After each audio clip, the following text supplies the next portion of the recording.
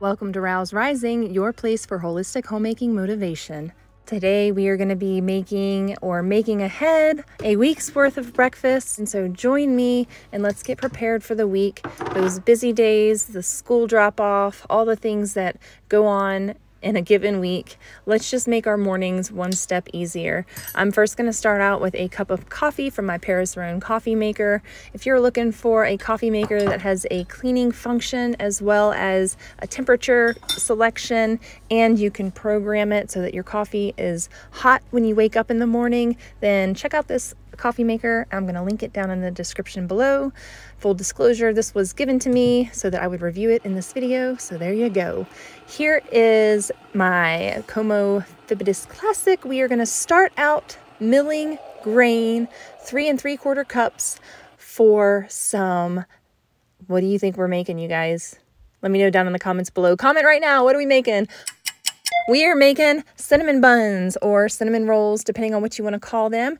And I like to do this in my bread machine because I can throw all the ingredients in there, walk away, and come back to a fully made dough about 45 minutes later. So I started out with 1 cup of water, 4 tablespoons of butter. Then we did 3 tablespoons of sugar, 1 teaspoon of salt. We're going to add in 1 egg, and then we're going to do 2 tablespoons of milk.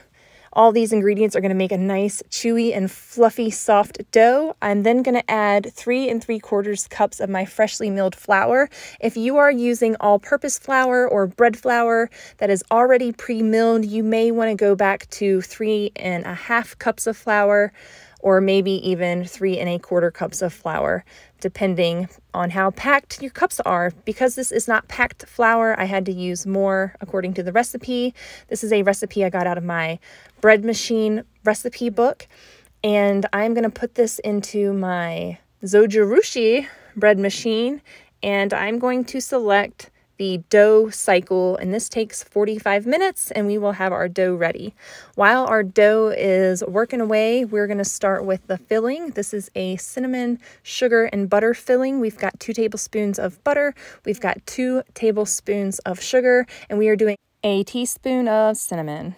This is going to make a nice paste. I didn't melt the butter all the way for a reason, because I just wanted this to be a creamy paste so that I can spread this into my dough. Now, you can also smear the butter on top and then sprinkle your cinnamon sugar, but I prefer the paste. I think it just makes it nice on the inside. Then we are going to take our dough that has had time to rest in the bread machine, and we are going to roll this out. Because the gluten is rested, it rolls out perfectly into a 9 by 13 rectangle, and then we smear it with our cinnamon butter paste. This is so yummy, and you can see the dough works best if I spread towards myself on the portion that's closer to me, and if I spread away from myself on the portion that is farthest away. That is how I'm getting this to go on there nice and evenly. Plus, it is a nice, soft, warm mixture. It is not cold. We are going to get this rolled up real nicely, and then we're going to be using fishing twine to slice this into 1-inch rounds. We're going to be placing those 1-inch portions into a pre-greased, pre-buttered, pre-sprayed, whatever kind of non-stick ingredient you have that you can throw in your pan. Go ahead and do that, and then place these in there. This is my first time ever actually making cinnamon rolls or cinnamon buns, whatever they are called. What is the correct term? Let me know down in the comments below. What do you call these, buns or rolls? But I've been watching all of you experts out there make your cinnamon buns, and you use fishing line to cut them. So I duly noted that, and I too today am using fishing line to cut these. I should have cut them in an inch or in an inch portion. I did not. I am cutting these about 1/2 inch to 3/4 of an inch in width, and they are going to expand. They're going to double in size while they sit here on the counter and rise. I'm going to have 3 little extras, and those are going to go into a separate Pyrex dish and be baked all alongside the rest. And that's just fine. I just wish that I would have made them each a little bit thicker so I could have kept them all in one pan and they would have been thicker, obviously. So once these are all portioned out, we are going to cover this with saran wrap. You can also use a damp towel, and you want to let them rise for 30 minutes in a warm area. Because today I have my dishwasher running with a high heat cycle to sterilize some items inside of there. This is going to sit and rest right over top of my dishwasher, and then when they have doubled in size in about 30 minutes, they're going to go into a preheated oven, 350 degrees, for another 25 to 30 minutes. Just keep an eye on them that they don't get too brown. While they're baking, we are going to make the icing topping. We are using 1 cup powdered sugar with 1 teaspoon of vanilla extract and 1 to 2 tablespoons of milk to this mixture. I believe I used 1 tablespoon of milk, and it has made a very nice icing topping that we are going to be drizzling over top of our delicious cinnamon buns that are fresh out of the oven. Do you think that we can save these for breakfast, or are we going to eat all of them right now? What do you think? We definitely indulged and ate one right away. Each of us had our own cinnamon bun, and then we saved the rest for Sunday breakfast, and it was a real delight, a real treat for the kids first thing in the morning.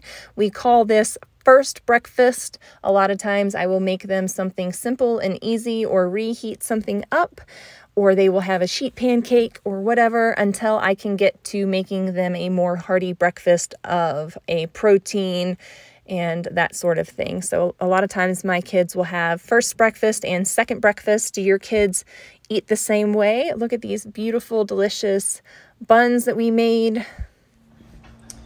Goodness, these are so good. This is what's left of mine. I've already been eating it like crazy. It's so good. This is my favorite part, the very centerpiece. Look at how beautiful and cakey, warm and delicious this crumb is. You guys are gonna love this recipe. We have breakfast tomorrow. Ever since I learned about sheet pancakes, I have not gone back to regular pancakes. Now, I've seen people making sheet pancakes, mostly moms with lots of kids. I see making these, and I always just thought, oh, I'm not gonna do it, I'm not gonna do it. It's just too much hassle. I like making my pancakes normal. But here we are today. I am making them. So I'm starting out with the ripest bananas that I have, and to that I'm gonna add 2 to 3 eggs, just depends. And I'm gonna add a cup of my sourdough starter to this mixture, and I'm gonna get it mixed in, and this is gonna give it a little bit of that sour flavor.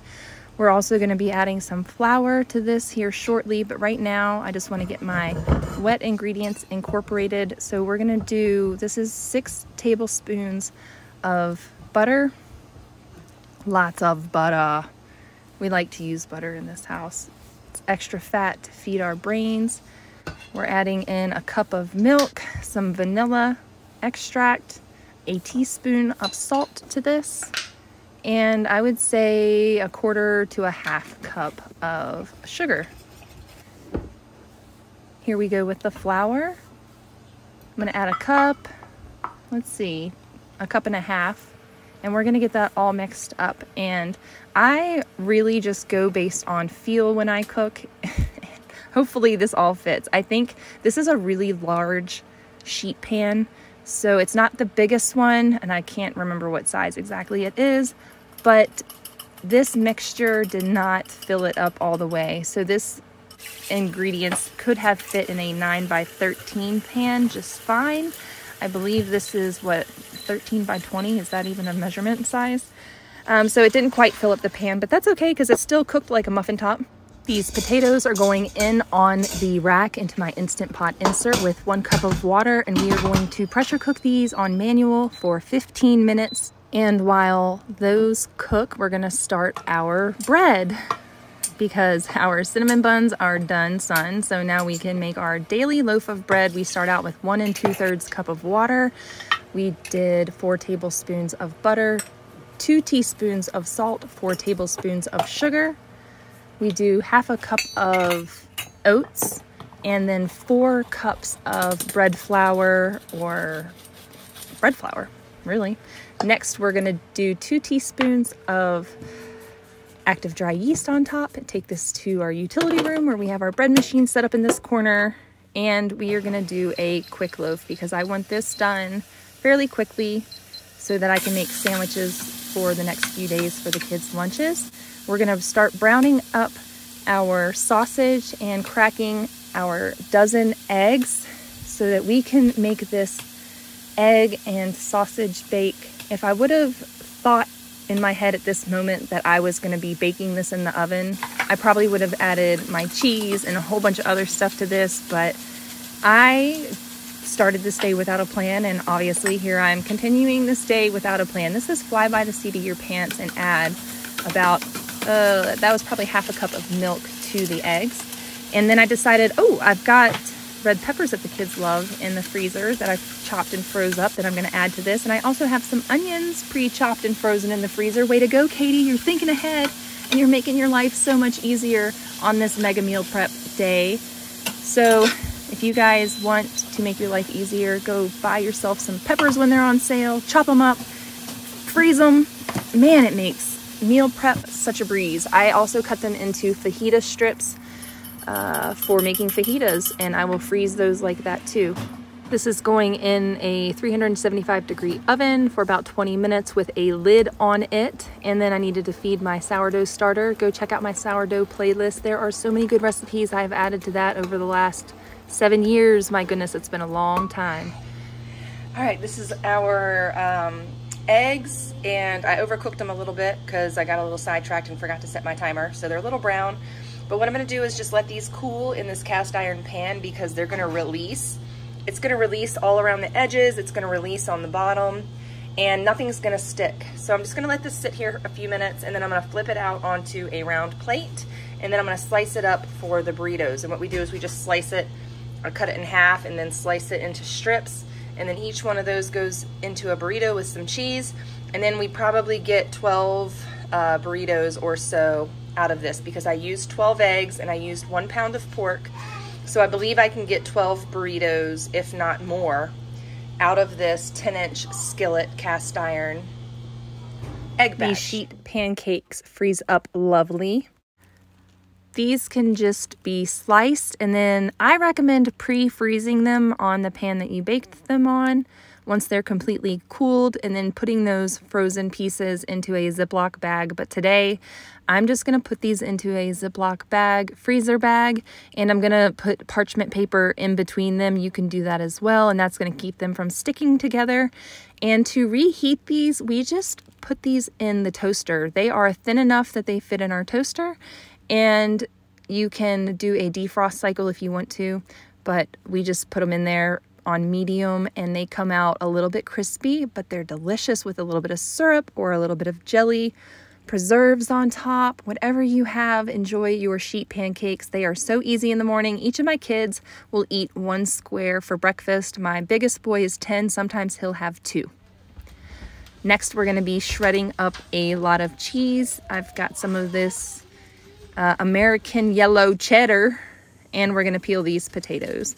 These peel super easily now because they've been steamed or pressure cooked. And then we're gonna actually mash these up with some salt and pepper, butter, that sort of thing, and make a mashed potato mixture. You can throw cheese in there, sour cream. You can throw whatever you want to bulk this up. Some chives would be good. As I was saying earlier, some of my kids are picky and they won't eat hidden green things in their foods. So if a meal has something green in it, they'll just, you know, shut the show down. But they're starting to warm up to it. So they ate greens when they were really little, and now they're in a phase, and I'm sure that they will eat their greens again because they're starting to come back around. So once we get these potatoes peeled up, we're going to start assembling these burritos. Breakfast burritos has to be one of the most satisfying meals that I make for my family for breakfast. We just really love the combination of flavors, and each kid likes theirs a little bit differently. Some like to add hot sauce to it. Some like to dip them in salsa. So I just make them all pretty standard, and I say, just let me know if you don't want cheese. Otherwise, you're getting everything else. And that's what it ends up being. And I put a little cheese up on the top because when we go to warm these up, that cheese will melt and it will hold that flap of burrito together. It should stay together anyways, but it just helps. And I notice when I throw these in this cast iron skillet to crisp them up, sometimes I'll throw them in there if they're already warm, and I will fry them up in some fat and make the outside of the tortilla really crispy, and then the inside is just delicious and soft with the egg and the mashed potatoes and everything. But yes, I definitely recommend frying these in a skillet in some lard, or not deep frying, but just throwing some in the skillet and browning them up on the sides and crisping them up, because I'm telling you, that extra fat in the tortilla flour or in the tortilla is just so delicious. So that's my little secret and how I make these extra yummy. Sometimes I throw avocado on mine. With those 12 eggs and that 10-inch cast iron skillet, 1 pound of pork, sausage, we were able to make 15 burritos, and I probably used about a pound of cheese or less for those because I was pretty scarce on the cheese. What are you doing in there?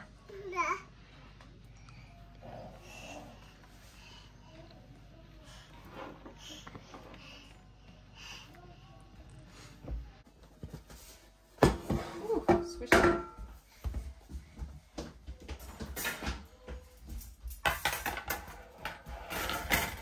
Allowing this bread to cool on the wire rack before I slice into it.